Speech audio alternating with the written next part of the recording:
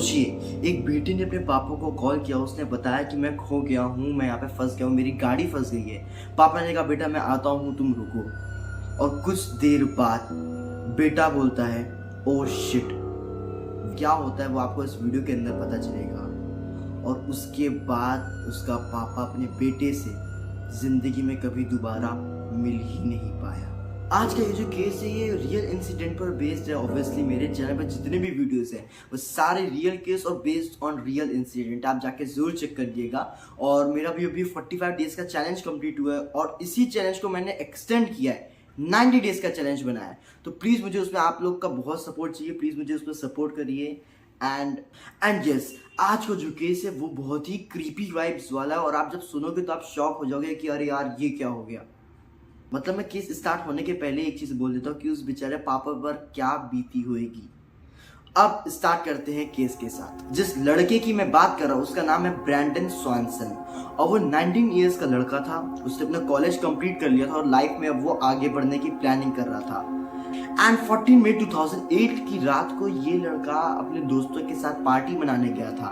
ये बच्चा मार्शल में रहता था और पार्टी मनाने के लिए आउट ऑफ टाउन गया था अपने दोस्तों के साथ। उसके बाद रात के 1:30 AM के आसपास ये जब अपने घर लौट रहा था तो वहीं से सारा इंसिडेंट चेंज हो गया। वेदर नॉर्मल था, एनवायरनमेंट सब कुछ बढ़िया था, रोड्स मोस्टली पूरी की पूरी एम्प्टी थी और इसको नॉर्मली लग रहा था। इसको थोड़ी ना पता था कि आज रात इसके साथ जो होने वाला है वो इतना खतरनाक सीन होगा कि कोई लड़का 2026 में बैठ के इस बार में वीडियो बनाएगा। तो अब बात करते हैं इंसिडेंट की। ड्राइव करते टाइम पर इसने एक रॉन्ग टर्न ले लिया, एक रॉन्ग टर्न, और उस रॉन्ग टर्न ने इसे ग्रेवल रोड पर लाके छोड़ दिया। वहां पर इसकी कार एक डिच में फंस गई।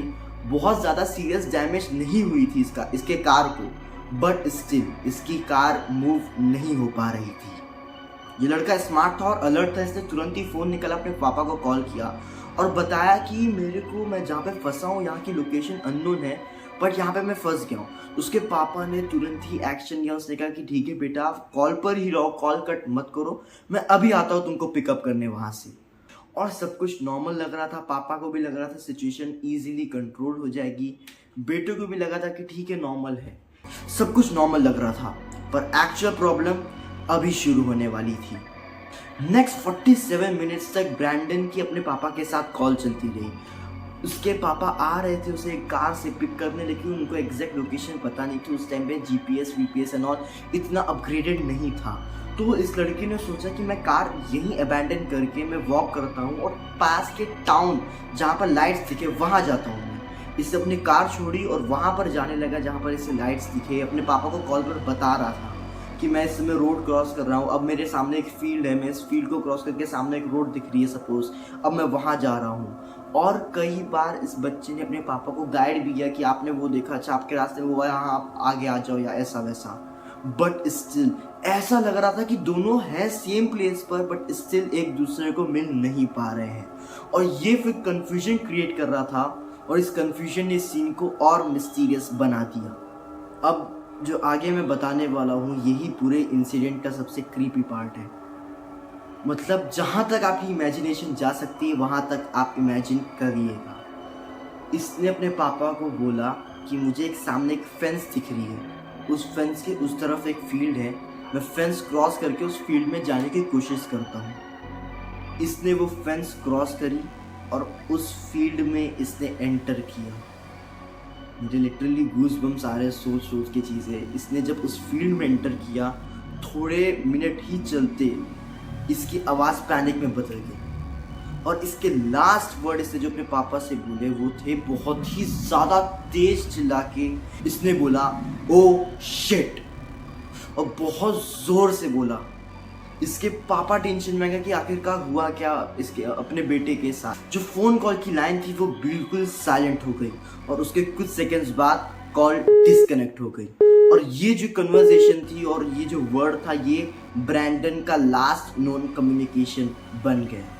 नेक्स्ट मॉर्निंग उसके पापा ने पुलिस में रिपोर्ट्स लिखवाई और पुलिस ने सर्च ऑपरेशन स्टार्ट कर दिया।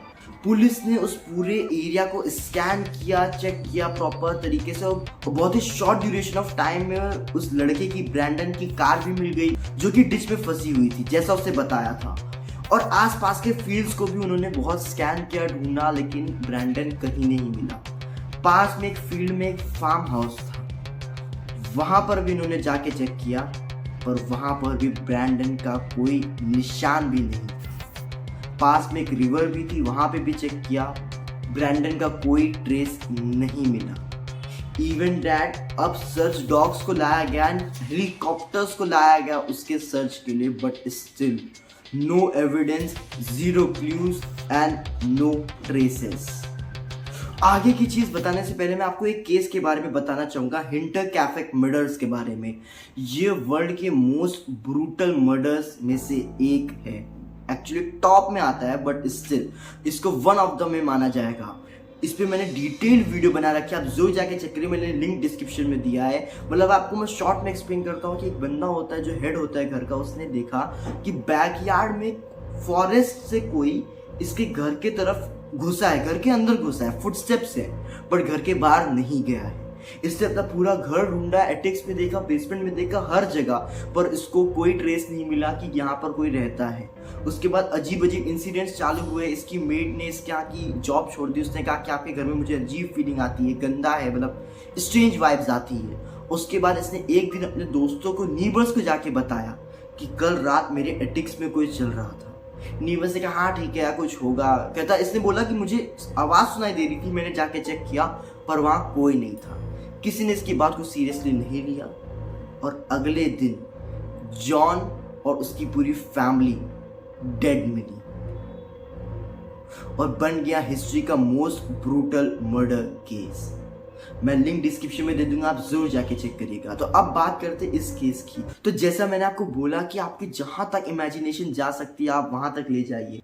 हो सकता है जिस फील्ड में ये आया हो वहां पे कोई साइको किलर हो, या फिर हो सकता है कि इसने कोई अननोन क्रिएचर से इसकी मुलाकात हो गई हो, और या फिर मतलब मैंने जैसा बोला कि आप कुछ भी इमेजिन कर सकते हैं। क्यों? क्योंकि इस केस के बारे में फिर कोई ट्रेस नहीं, कोई एविडेंस नहीं, कुछ भी नहीं मिला और ये केस बहुत बड़ी मिस्ट्री बन के रह गया। लोगों ने बोला कि हो सकता है ये रिवर में बह गया हो, कुछ लोगों ने बोला कि ये एक डीप डिच के अंदर गिर गया हो, बट स्टिल कोई एविडेंस नहीं मिला। तो आज भी उस लड़के के साथ 19 ईयर्स ओल्ड यंग लड़के के साथ क्या हुआ कोई नहीं जानता। तो अंत में यही कहना चाहूँगा कि कभी कभी हमारे छोटे डिसीजंस ऐसे रिजल्ट ले आते हैं जिनका आंसर किसी के पास नहीं होता है।